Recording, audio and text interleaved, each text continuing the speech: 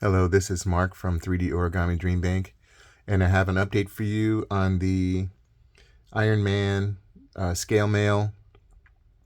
It's the Nano Infinity Gauntlet scale mail version, and I want to point out some things to you for the progress.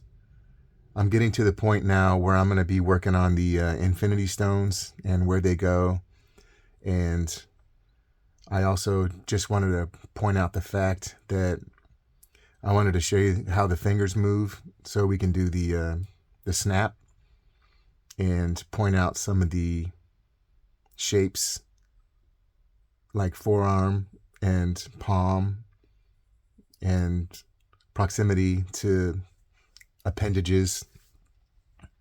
So the two pieces actually come apart here in the middle, and the wrist can rotate. If I want it to rotate, I can just keep turning it in a circle. The thumb actually can be a little bit longer, and the way I can make the thumb longer is by putting some shingles here or scales here, and it'll make the thumb look longer. And I don't mind because the scales travel this way, and it's okay that the scales run up. One reason why I'm waiting is because I know I have to put an infinity stone here, and I don't want to put the scales around it just yet. Around the back, I can also show you that, like if I don't want gold touching gold, I can just put it on the other side and create a different pattern with the flow here. The structure that goes on top, I'm working on that next, and this size cone is 132, but I'm going to change it to a smaller cone. It's going to be 128, and the structure is going to be gold, and some of the inner structure is going to be silver, and I can make another video to show you that. When I put the infinity stones here and then one in the middle, the frame is going to kind of frame them out. So this is just like a sub layer with some type of pattern. The fingers themselves have wire in them, and when I bend the fingers back, I'm actually bending the wire that's inside of them, and you can see some of the gold alloy wire right here. And if I bend the finger, it's just gonna stay bent right here. Now, some people, when I show you the snap, some people snap with this finger, some people snap with this finger. I think Tony Stark was snapping with this finger. So obviously the fingers that are closest to the thumb makes the better snap, but I can just bend this down and touch them together, and create the snap like any way I can do. I can make a fist, right?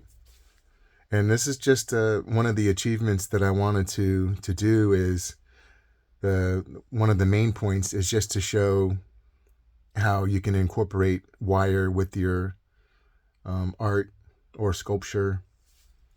Here's one of my experimental fingers where I have the wire going through, and what I've done is I have it's like a steel rod.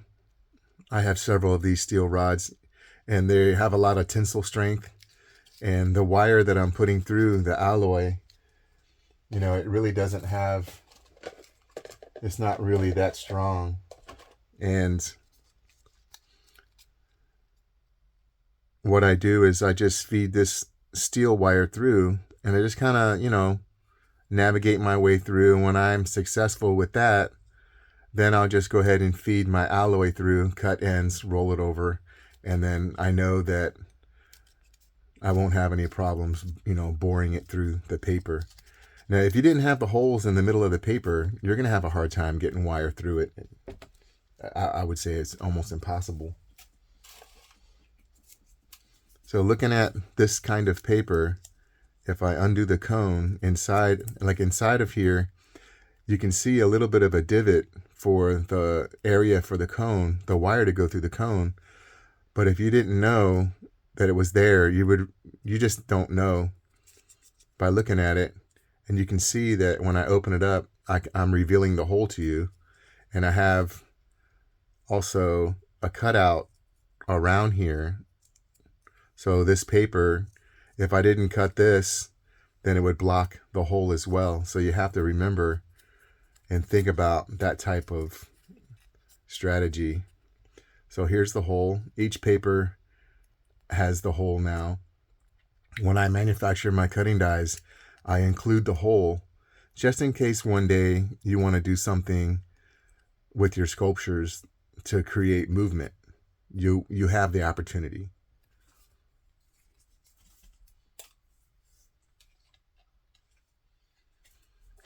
I can turn this around for you, and you can see the palm and the thumb, the anatomy of the arm and the forearm. I really wanted to try to create the forearm and the wrist and the palm itself. Now, when I'm making these types of objects, I just put them all together. The scales themselves, they kind of like to hold on to each other. So I created this whole entire arm without any glue.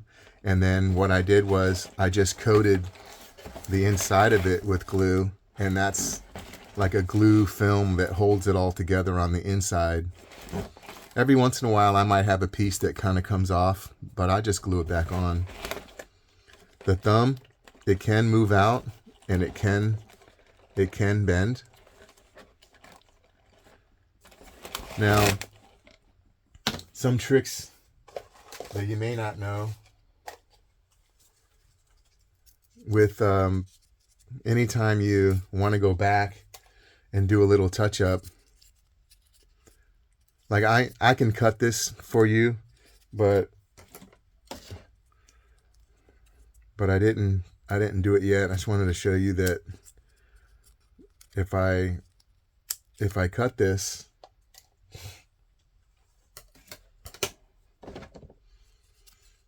when you're planning this type of thing, like when I want to make something, I've already like viewed it and I had an idea in my head. And how do you get an idea out of your head and make it into reality? My medium is paper and my idea is scale mail. And of course I don't have everything figured out, but I do figure out things along the way. And one of the things that I've done in the past is if I didn't, these cones are regular 132 cones, and then they turn into artisan cones. So basically it's a carrier cone. And all I have to do is just, if I want to put a scale in between here and here, I'll just glue it in, right? I'll glue it in an area where I think it's going to fit best. And it's perfectly okay. So I'll just drop a piece of glue in there, drop that in there, and I'm already creating a longer part for the thumb. As I said previously, I'm going to put a stone around here somewhere, and I've got to kind of figure that out, and then I'll place these around it. Of course, I can put any type of size paper around it. I can change, there's different types of scale mail, so I can change and add different types of shapes. Of course, this is like a short spike or a medium spike, and this is an arch style cone. Kind of like I don't want to say any type of process, but if you have like if you're making like a gauntlet or like some type of King Arthur style armor, you could do that with this type of decorative armor. If you're looking at like some type of archery style armor, you can definitely do whatever you want to do at that time. I like to incorporate a lot of different shapes, but I don't want to add so many where it's going to contradict itself. So I'm just trying to be careful.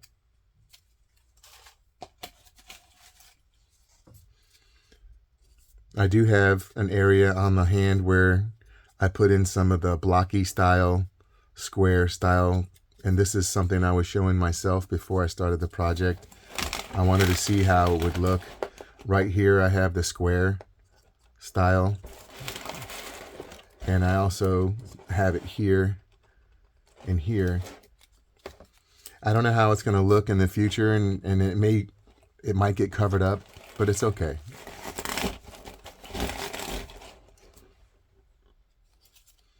So the different things you can do with the fingers.